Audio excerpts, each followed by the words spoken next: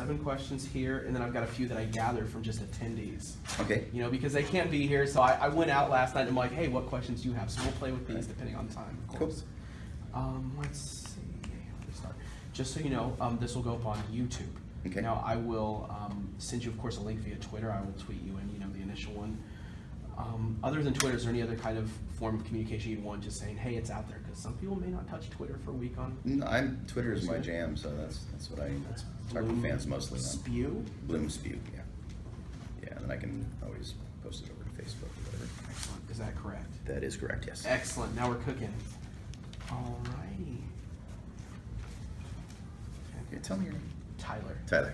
Appreciate it. No problem. Thank you. Always good to know who I'm talking to. Oh yeah, of course, of course. I think I know who you are. So we're cooking now. All right. Yeah, excellent. Hi, you too.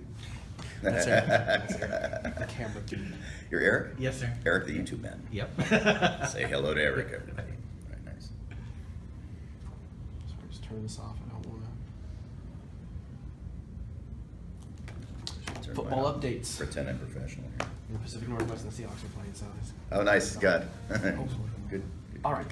So my first question for you: how do you prepare to perform a character? Any pseudo method acting, or what goes into the process? I sleep. You sleep. I wake up. You wake up. I have breakfast, hopefully. I get in the car, I go to the studio, and they give me a script and I start going. And that's pretty much it. No, it depends on the show. It really depends on the show. If it's an anime production, we have no prep time at all. That is literally all I get to do. I'll do maybe some warm-up exercises in the car, stupid facial, horrible things that the strange facial movements and things just to warm up the aperture of the throat. But basically, if it's an anime show, I'll go in. I won't even know what characters I'm playing half the time. They put a script in front of me, screen goes up, and we start recording. If it's a original animated show, I usually get the script the night before, and I'll have a chance to at least read through it and sort of figure out which characters I'm doing. That can change once I get in the room. So I try to get a good feel for the arc of the script, and I try to pay attention to all the characters just in case they throw something at me that I wasn't expecting. And especially if there are any weird dialects or something that I may not have predicted before that, I try to bone up a little bit, never knowing what I'm going to get when I go to the studio. So it's really being prepared for anything, and I think that the best preparation is the 20 years of work that I've done prior to that, and then just, other than that, just literally getting enough sleep and drinking enough water and being Trust your training. conscious. Yeah. like Don't go to work intoxicated, the typical stuff. You'd imagine that, right? Show up on time, have a nice attitude. All right. Be grateful. Fantastic. All right, let's be honest. You voiced some of the most iconic characters in the game. Did you ever expect to reach this peak of success? No, I didn't even expect to do this as a job, honestly. I've always been doing crazy voices since I was a little kid, and fell into this accidentally many, many years ago. And I didn't even realize that I was an actor until I was probably 5 or 6 years into it. And Mary Elizabeth McGlynn pointed out that I was actually an actor now, and that kind of blew me away, because I never considered myself to be that, surrounded by people who have done the classical training. But I've been training my whole life for it without knowing it. And my goal then, and my goal as is my goal now, is just to do the best job I possibly can with the character at hand. Even if it's Soldier A getting slaughtered in 2 seconds, I'm going to put as much into that little moment as I do into Wolverine or a Star Wars production or something. Make it memorable. And and just try to do the best quality job I can do. And by that, having that sort of work ethic and getting lucky enough to be cast on some of these big shows, all of a sudden I've got this career. And looking back on the IMDb, it's ridiculous. I can't even believe how many things that I've worked on. But that wasn't intentional. That was just a happy accident as far as I'm concerned. I just go to work every day. So. Oh yeah. What was a notable, challenging voice role you've had? Oh man. Well, they're all challenging in different ways. The challenge is really to be real with every character, no matter what that character is or how ridiculous that character is.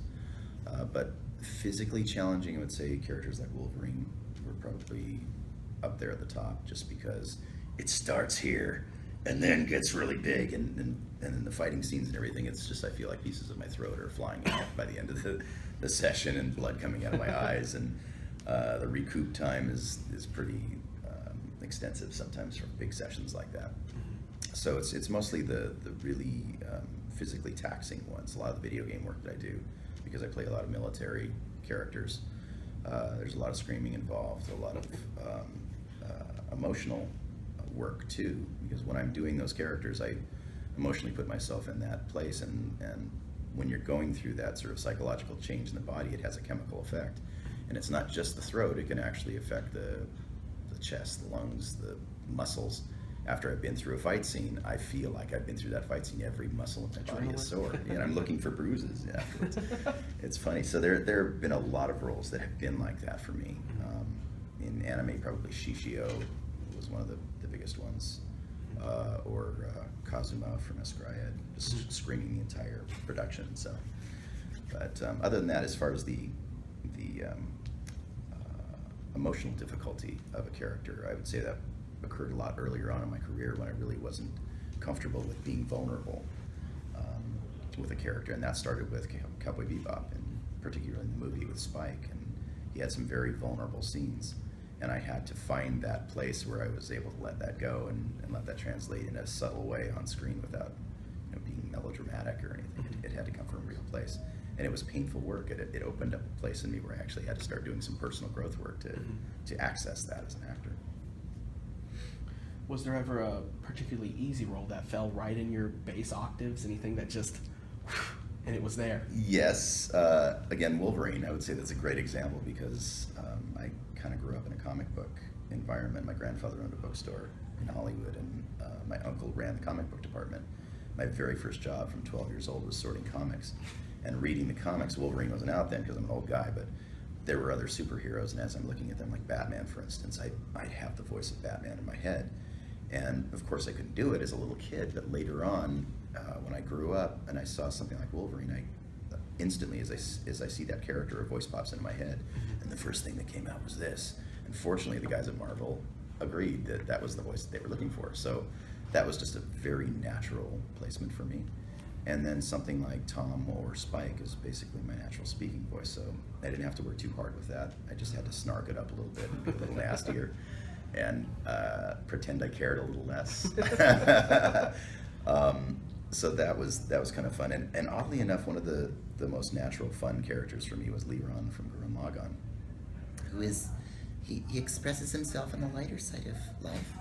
But that's also a type of character that I've been playing with for years. And I grew up in LA, and it was a very inclusive type of environment. And I had a lot of friends in high school who were effeminate when it was really not safe to be effeminate. A lot of guys would get beaten up, and I hung out with them. They thought it was hilarious when I would kind of go into that voice, and we talk about real life things that a lot of the macho dudes just wouldn't do. And so I felt very comfortable in that environment. It was really fun for me. So to be able to do that in a fun way, where hopefully it didn't offend anybody, we turned it into a comedy thing, and it felt like it was sort of a safe place to be. So that was a really fun, easy thing to slip into. That's awesome. Yeah. Tell me about what motivates you, and how important is fan support? Oh man, well, fan support is a huge motivator for me, and especially coming to a convention like this, where the fans are just so open and welcoming, and their hearts are just so wide open up here in Portland, and people are willing to delve into real life issues. That motivates me probably more than anything, just because I see what the effect of our work is on the other side. And we are stuck in those closed environments with a bunch of technical stuff around us, trying to make something real. And until you go out into the world and you start having conversations and looking people in the eye at conventions and hearing their stories and how they're affected, and you hear things like people stopping themselves from suicide by connecting with a character that I voiced. I mean, that changed me on a cellular level. So not only does it motivate me as an actor, but it motivates me to be a better person and to really put everything I have into every performance, knowing that on the back end of that, it could be affecting somebody, even if it is a guy getting killed in 2 seconds. If the way he's getting killed affects somebody and reminds them of a happy moment and stops them from doing something terrible or gets them through a hard time, then that's the best work I could possibly be doing. It's not just cartoons anymore. Oh, yeah. If you were to start your career over again, what would you do differently? Nothing. Nothing. No, because I feel like I've had so many crazy, terrible careers before this one.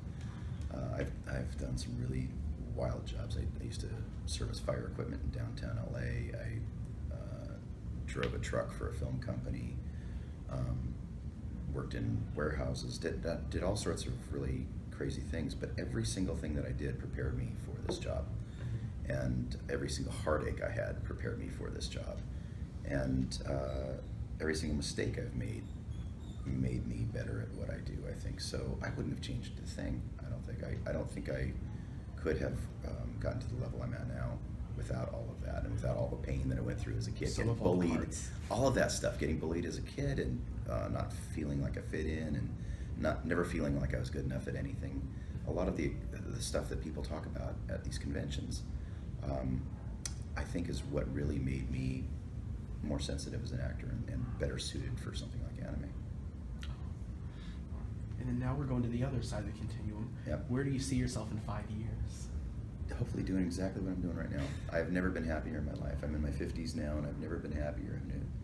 I'm in a great relationship. I'm traveling the world. I'm hanging out with you. You know, it's great. I'm making new friends almost on a weekly basis, and I'm seeing things that I never thought I'd get to see, and working on projects that I never thought I'd get to work on. So I just, more of the same. That's all I'm hoping for. More of the same. I just want to be above ground doing this as long as I possibly can. Excellent. And then the final one of mine before we get over to the attendees' questions. Mhm. Any interesting pseudonyms you've used in the past? Wow.